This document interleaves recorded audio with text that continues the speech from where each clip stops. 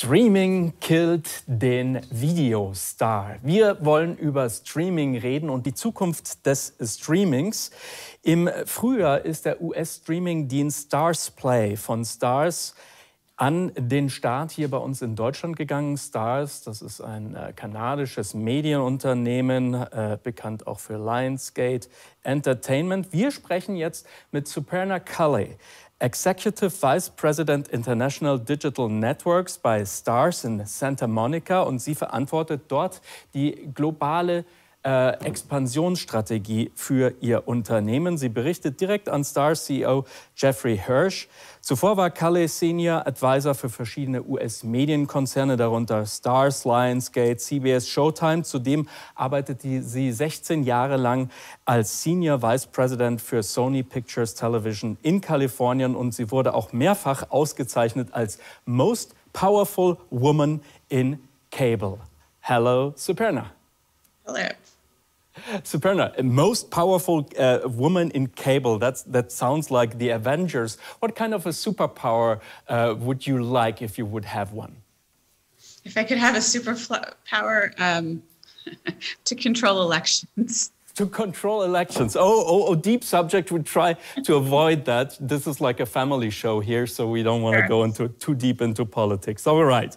So you launched in Germany I believe it was in May with Starzplay. So how did that go?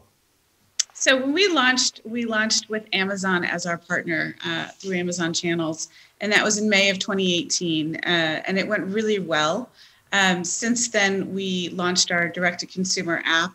We launched on Apple TV channels, and we are looking for to expand our distribution in Germany where it makes sense.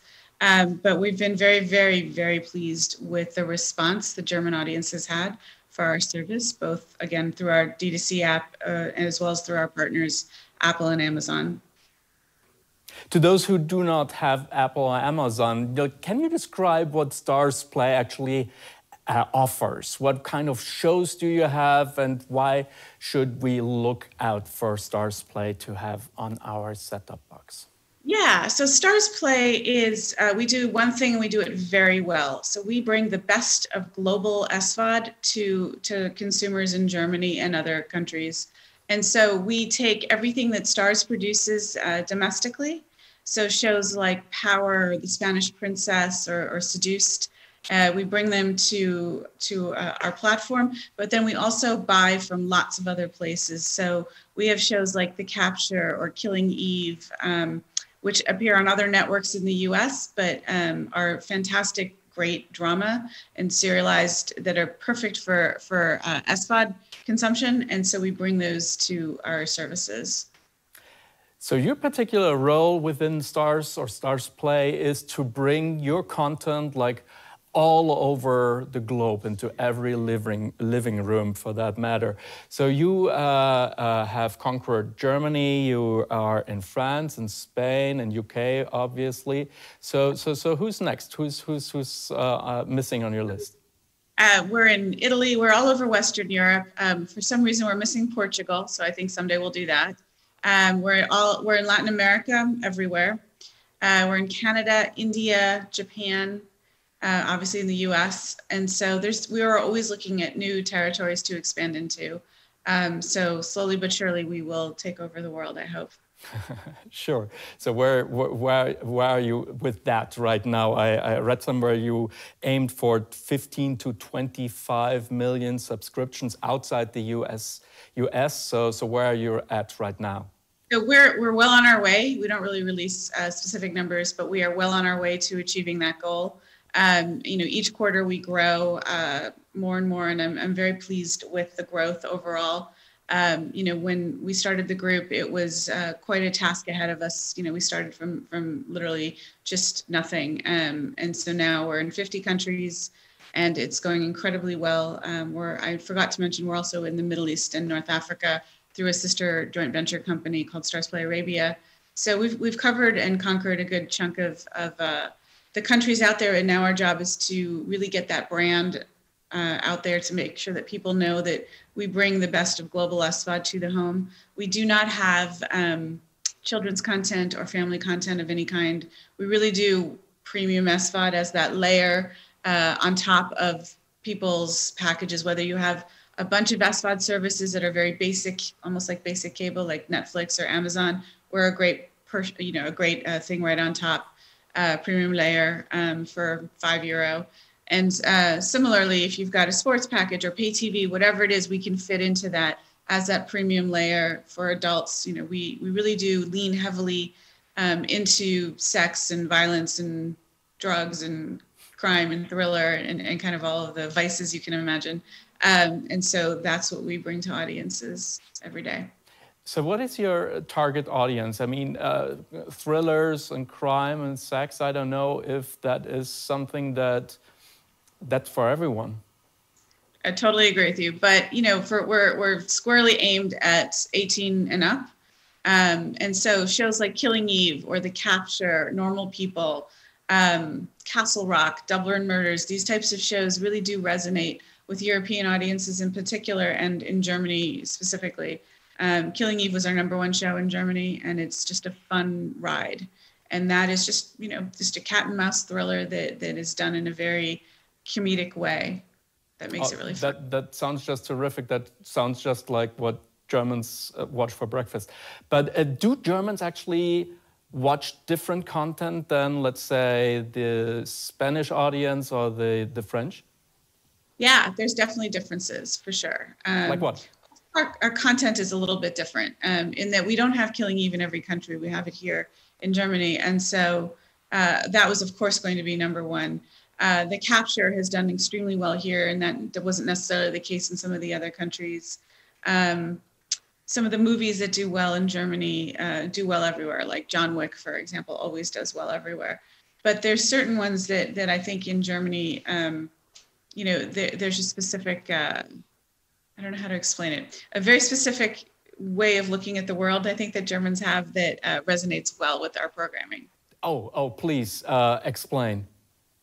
Elaborate, please. I don't think I can, honestly. I think that would be very hard. So how do you measure, like, especially when it comes to like violent shows? Do you have like a blood share or something that is like the Germans like it's very bloody and the other countries more medium or more rare?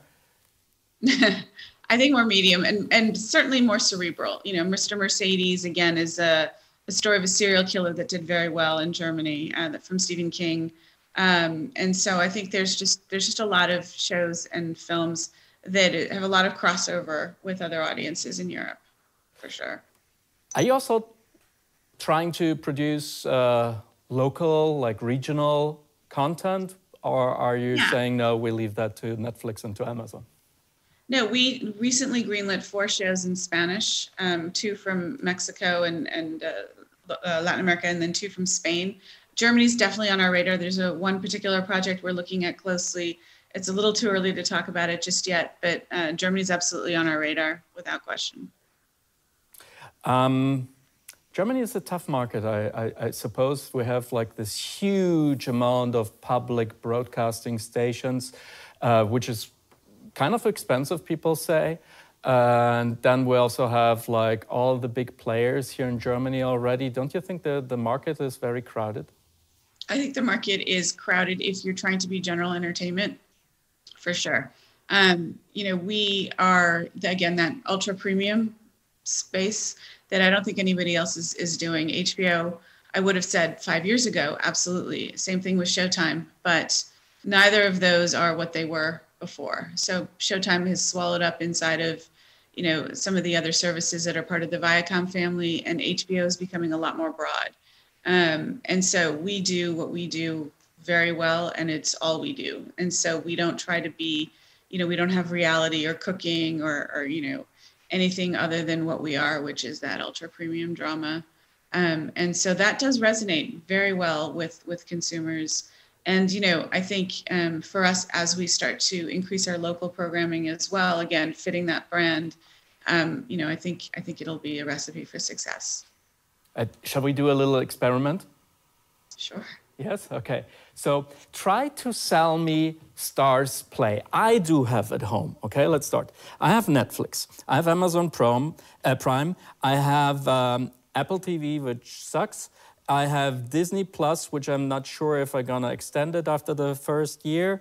And what else do I have? And of course, I have all the stuff that is on social networks. So why should I also have Starzplay? Okay. Do you like stories that are interesting and epic and sweeping and are in the zeitgeist and people are talking about, like Normal People, for example? Do you remember falling in love when you were younger in high school and in college?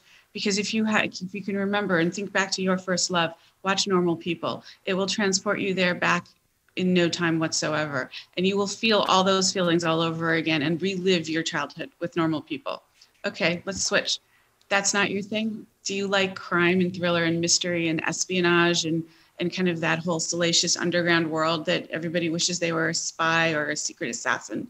If that's the case, then Killing Eve is for you. It's smart, it's sexy, it's interesting, and people can't get enough of trying to figure, you know exactly, it's a cat and mouse game, you know exactly who the killer is, but how to catch that killer takes you on a ride that you will never forget.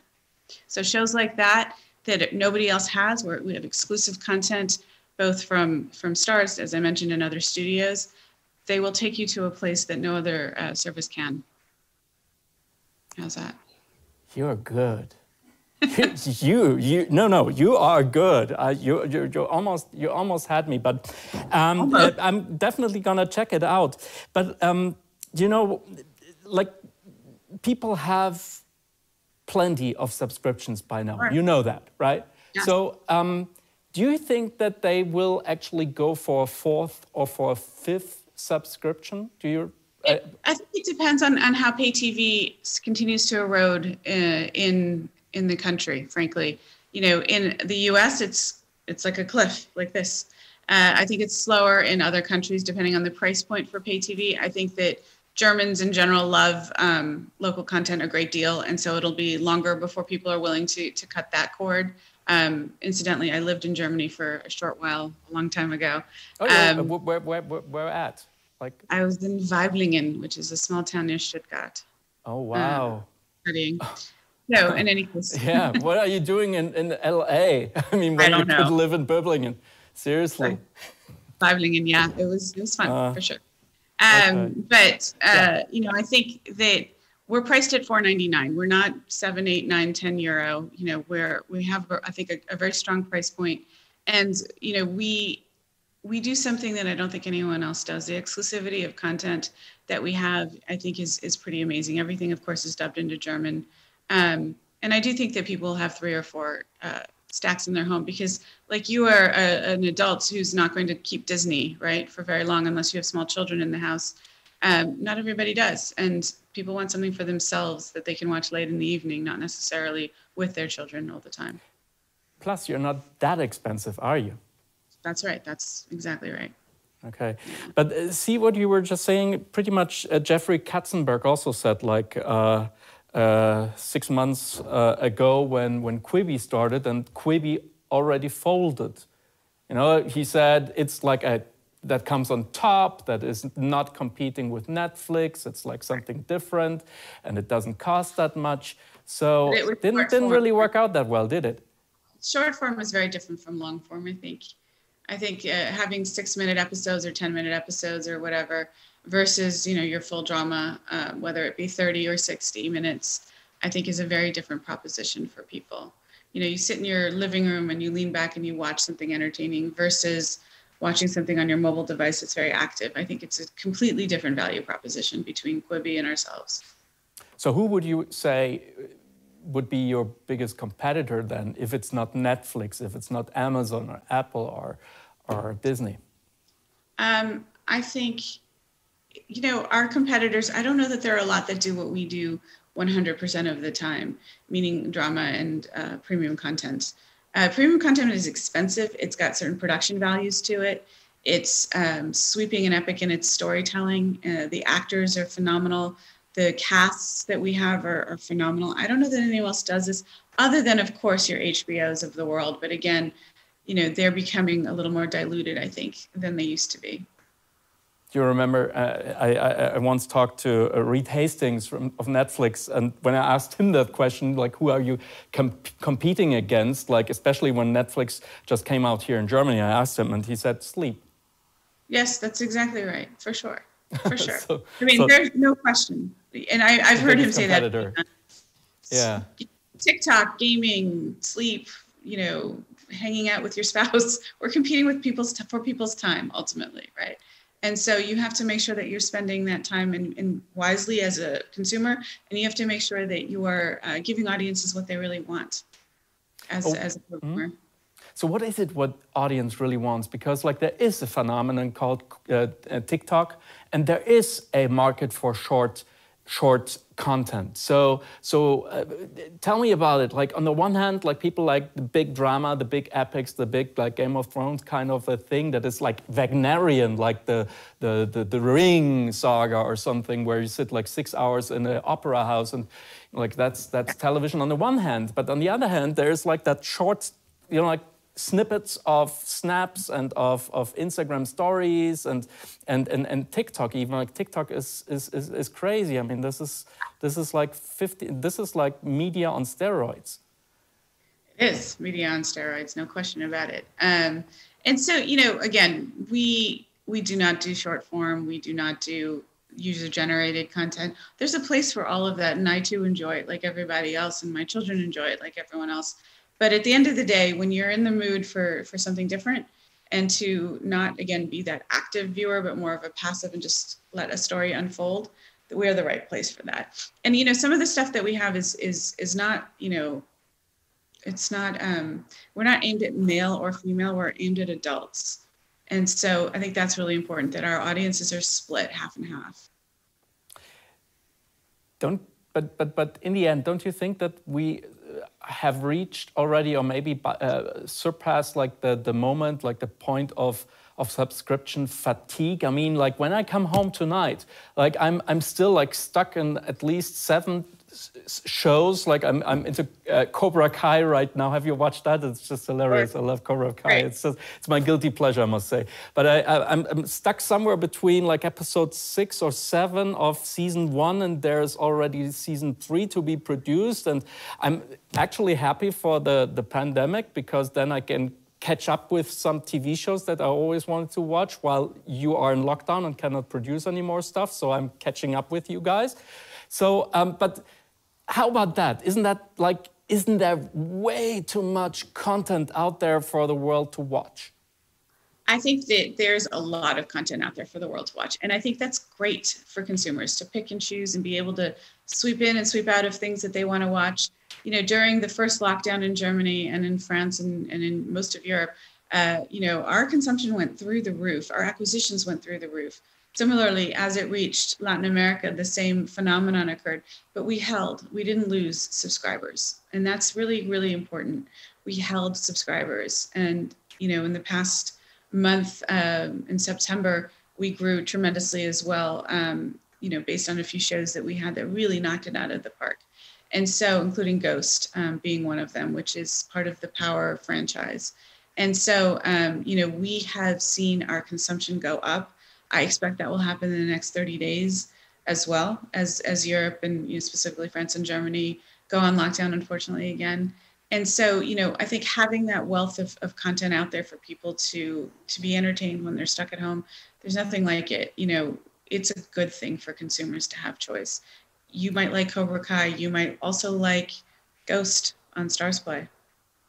Oh, definitely going to check that out. Yeah. You can have one or the other. You can have it all. Yeah.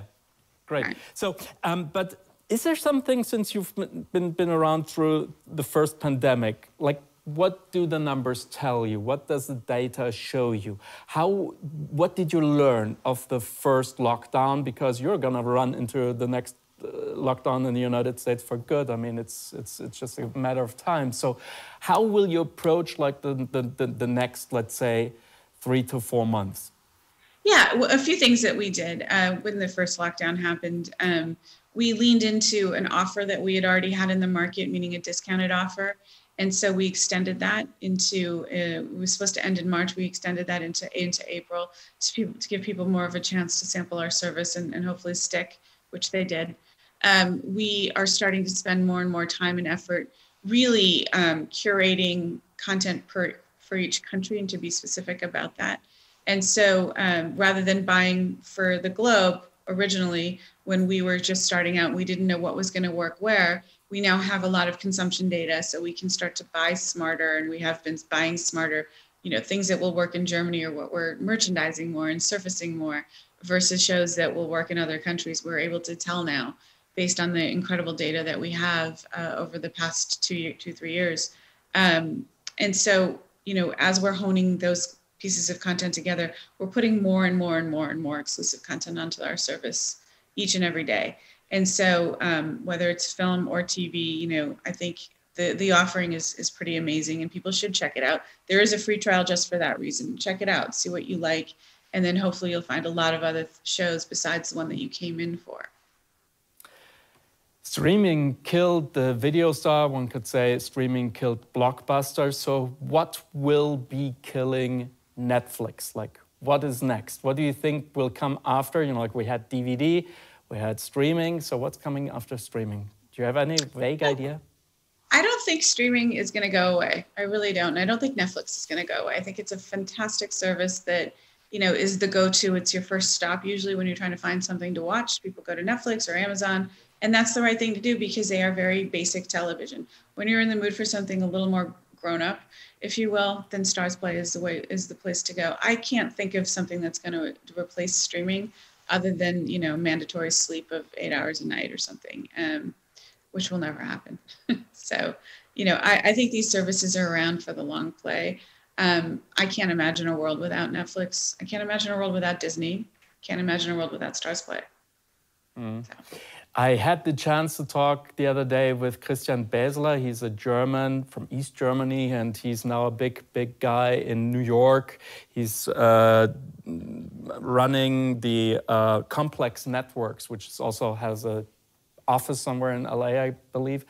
Anyway, so he told me that most of their money, or a huge chunk of the money that they're doing, they're also producing shows, but a huge chunk of the money that they're making also with TV shows is merchandise, especially like they're selling hot sauce that is shown in their programs. Like they have a chicken wing show and it gets spicier every chicken wing, and they do interviews with stars. It's crazy, you should check that out. I don't know what it's called. Anyway, so they make money not just with the program, but with ketchup, with hot sauce. Like, right. Is that something that you're looking into, like expanding your markets by like doing merchandise, selling like the, I don't know, not say the weapons of your killers in the shows, but maybe, like T-shirts or hats or I don't know, makeup for that matter.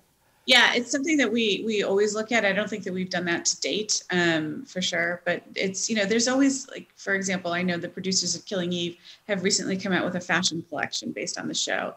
That's not a Starz show, so it's not something that we have gone out and done.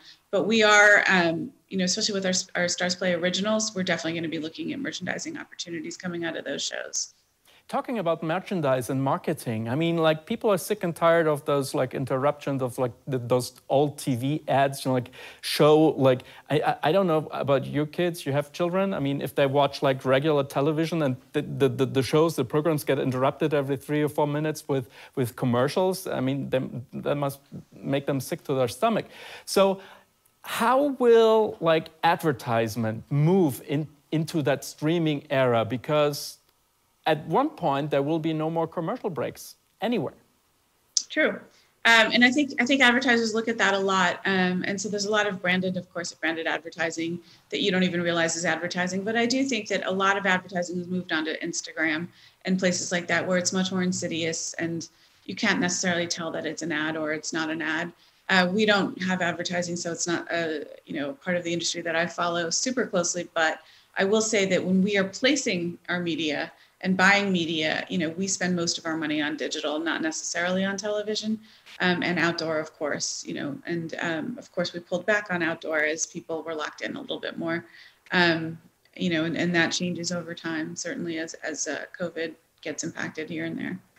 There is that rumor that, like Netflix is looking into like doing commercials or advertisement on their platform. Have you heard of it?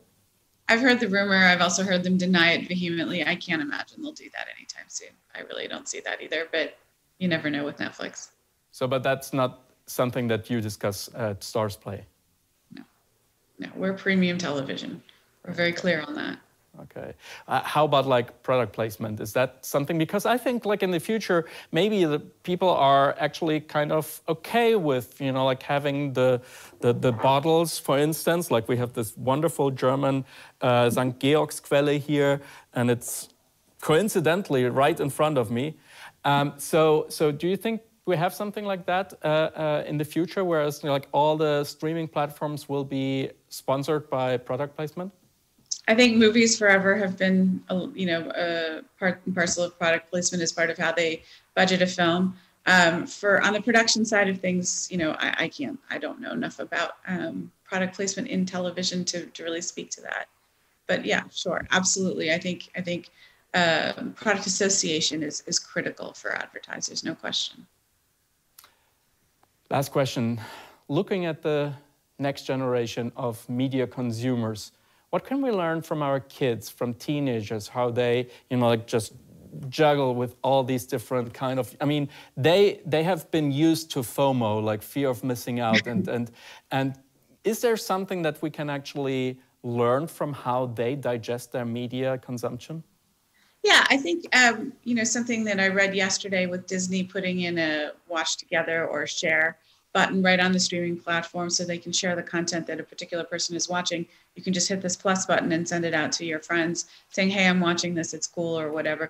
People have tried that in the past. I think that you'll see a lot more of social network integration alongside of viewing. So, view together, those types of things. And that'll combat some of the FOMO, I think, in the sense that like you're still sharing what you're watching and other people may have that same FOMO and they may join.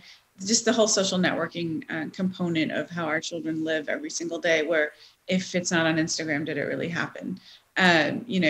So that whole integration, I think, is going to be a big part of media consumption going forward. What a thrilling time to be alive, isn't it? It is. Especially for us media guys. Well, Superna, I could go on for hours talking to you, but we must continue with our conference. So it is just for me to say thank you so much for taking the time. Yeah. Take good care of you, and in California with all the fires, with all, like the elections and everything. And hope to talk to you again one day. Take care. Thank you so much. Superna Kalle von Starzplay über die Zukunft des Streamings hier bei den Münchner Medientagen. Und ich trinke jetzt mal erstmal ein gutes Schluck deutsches Wasser.